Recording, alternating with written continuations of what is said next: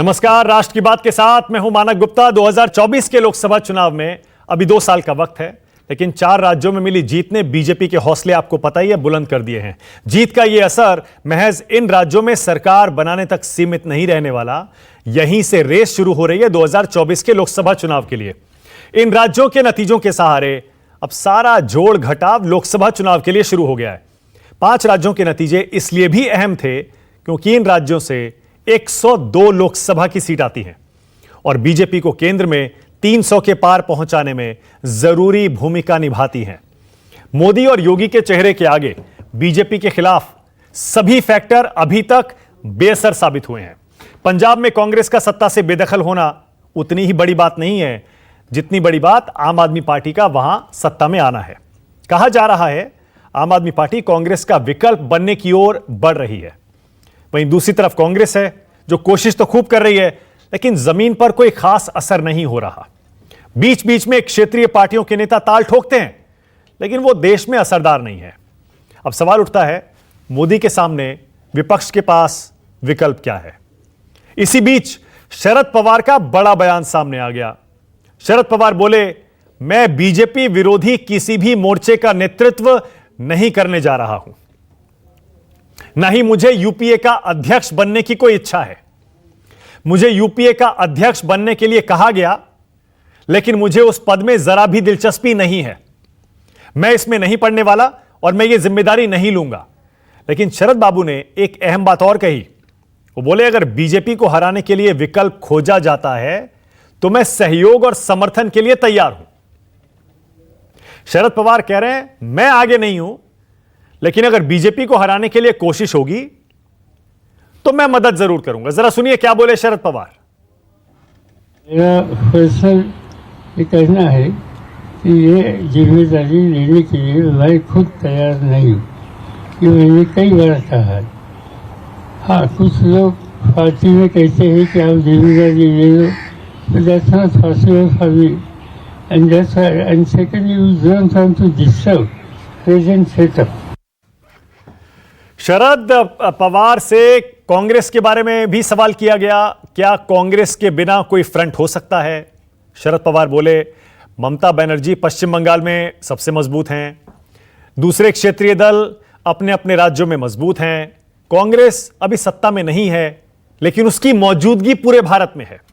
हर गांव, हर जिले, हर राज्य में कांग्रेस के कार्यकर्ता हैं। कांग्रेस के बिना कोई भी मजबूत मोर्चा संभव नहीं है, यह शरद पवार मान रहे हैं। अब सवाल उठता है, आखिर किस चेहरे के दम पर विपक्ष मोदी का मुकाबला कर सकता है? इस लिस्ट में जो नाम जहन में आते हैं वो राहुल गांधी हैं, जो कांग्रेस के सबसे बड़े नेता हैं, वायनाड से सांसद हैं, लेकिन बार बार मोदी के सामने नाकाम रहे हैं।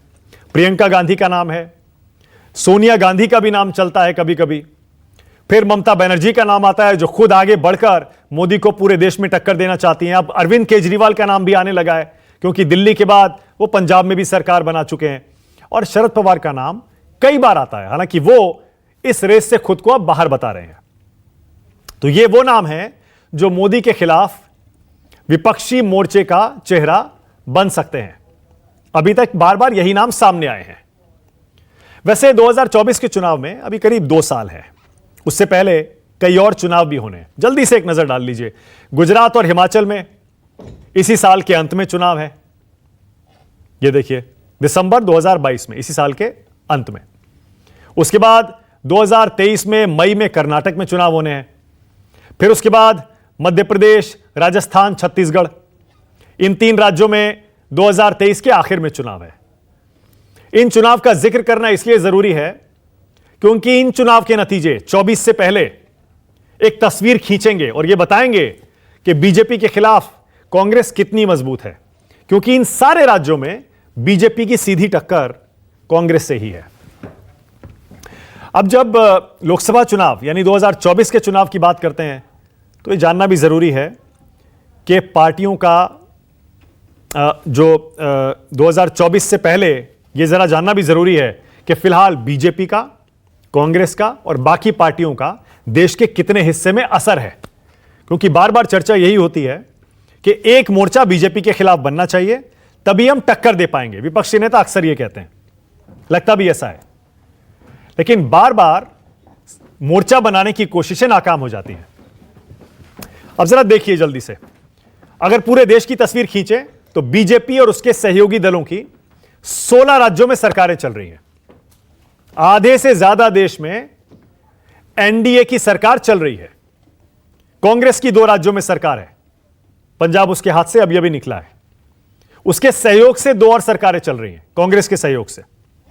तो बीजेपी और एनडीए की 16, कांग्रेस की कुल 4, जिसमें 2 उसकी खुद की हैं और 2 यूपीए की हैं। अब आम आदमी पार्टी की भी 2 सरकारें हो गई हैं, दिल्ली और पंजाब।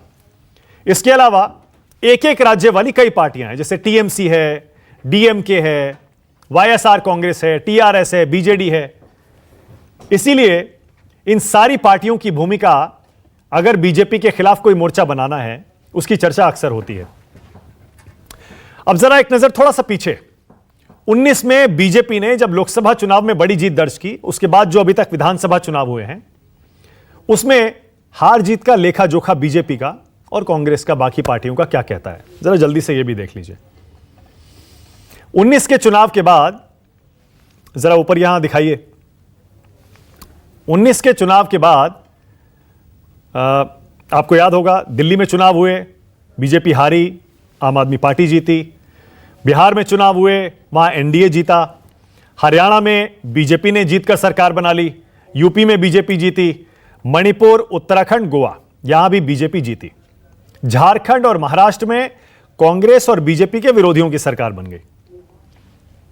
अब 24 के लिए गठबंधन को भी जरा समझिए। एनडीए में कौन कौन सी पार्टियां हैं? बीजेपी है, जेडीयू है, लोक जनशक्ति पार्टी है, एआईएडीएमके है। यूपीए में फिलहाल कांग्रेस, एनसीपी, आरजेडी, झारखंड मुक्ति मोर्चा शामिल है और डीएमके भी शामिल है। अब बार बार जो संभावना तीसरे फ्रंट की बताई जाती है, उसमें कौन कौन सी पार्टियां हो सकती हैं? समाजवादी पार्टी, आम आदमी party, BJD, YSR Congress, TMC, आम आदमी पार्टी, ये सारी पार्टियां हैं। आज राष्ट्र की बात में हम चर्चा यही करने वाले हैं, क्या कोई मोर्चा 24 के चुनाव के लिए बीजेपी के खिलाफ बनता हुआ फिलहाल दिख रहा है? सवाल हमारा यही है, मोदी के खिलाफ कौन बनाएगा मोर्चा? कोई एक चेहरा सामने आएगा क्या? और दूसरा, 24 की लड़ाई में विपक्ष कहां है?